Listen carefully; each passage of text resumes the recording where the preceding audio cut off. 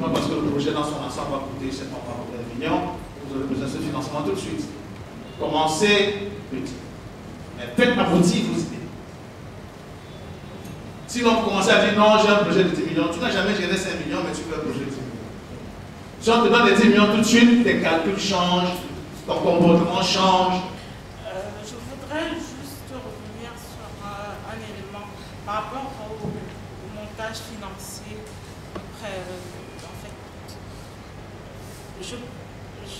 le projet, on ne peut pas se limiter à dire que on va commencer avec 5 millions plutôt que de commencer avec 10 millions. Je pense plutôt que c'est en fonction du projet d'entreprise qu'on a, c'est-à-dire qu'on détermine, après toutes ces démarches-là, le projet, qu'on détermine ce que, oui, le projet nous impose quand même un certain montant financier. Bon, après, c'est vrai que dire qu'on ne doit pas voir grand, moi je pense qu'on doit voir grand et peut-être commencer petit, mais il faut voir grand, parce que quand on ne voit pas grand, on risque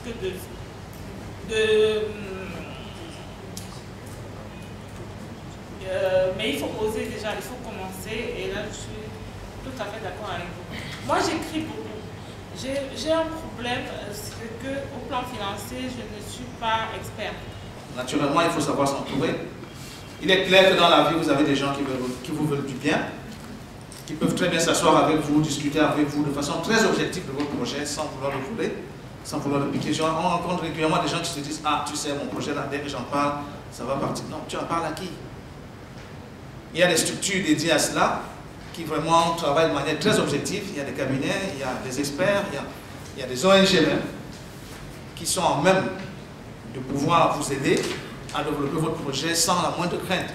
Moi, si je vous dis le nombre d'entrepreneurs que j'encadre parfois par an, je ne sais pas le projet de qui je vais faire, laisser celui de qui, non. Mais au contraire, on s'enrichit encore plus à être dans plusieurs scénarios, plusieurs types de projets dans des domaines aussi divers que la distribution, le service, l'agro, ainsi de suite, l'industrie et autres. Donc, vous pouvez vous entourer. Naturellement, prévoyez de dépenser à cette phase de maturation. Je crois que vous avez vous-même décliné cela. Alors, vous ne restez pas, vous avez tout gratuitement. Non. Il y en a qui vont vous aider, moyennant peut-être le paiement, peut-être pas si cher que ça. Il y a des moments, comme je vous ai dit, vous allez recruter quelqu'un qui doit vous faire un travail de terrain, un travail d'étude de marché, mais vous vous rendez compte et tout. Mais si vous prenez un peu d'informations, vous allez vous rendre compte que oui, dans la phase de maturation de mon projet, je dois prévoir dépenser. Et tout ça, je prends des notes, parce qu'à la fin, ça fait partie un peu de mon apport personnel et de ce que j'ai déjà mis. Pour aller voir un financier, il va vous falloir... oui, d'accord, je vais aller voir quelqu'un qui peut financer mon projet, mais je suis désolé, les banquiers sont certainement dans la salle, les projets start-up, les projets qui démarrent, très peu de gens vont vous aider à démarrer. Commencez vous-même votre projet au plus petit niveau qu'il peut être. Vous avez dit tout à l'heure que l'argent ne fait pas problème au niveau des montages de nos projets. Et pourtant, nous connaissons beaucoup de jeunes aujourd'hui qui ont des projets extrêmement importants, plus que même les barrages de leurs parents et même venus, mais juste ne viennent pas à monter les projets parce qu'ils n'ont pas de moyens. Merci. Il y a beaucoup de gens ont des projets. Et je peux vous dire, le meilleur endroit où il y a les meilleurs projets, c'est les cimetières. Beaucoup de gens ont des projets, mais je vous dis, le secret, c'est de les mettre par écrit. Le secret, c'est de commencer à la petite échelle possible.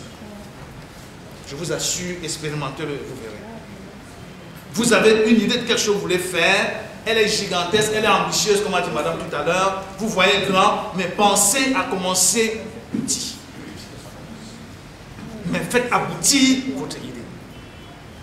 Dès qu'elle est aboutie, je vous assure, sur votre chemin, vous allez trouver tellement de possibilités, qu'elles soient en bien ou en mal. Ça peut être des difficultés, mais on va appeler ça des challenges. Mais ça peut aussi être des opportunités. Un client peut vous passer une commande et ça change votre vie. Un autre client peut vous agréer comme fournisseur et vous vous rendez compte que vous travaillez pour lui, mais ça vous rapporte.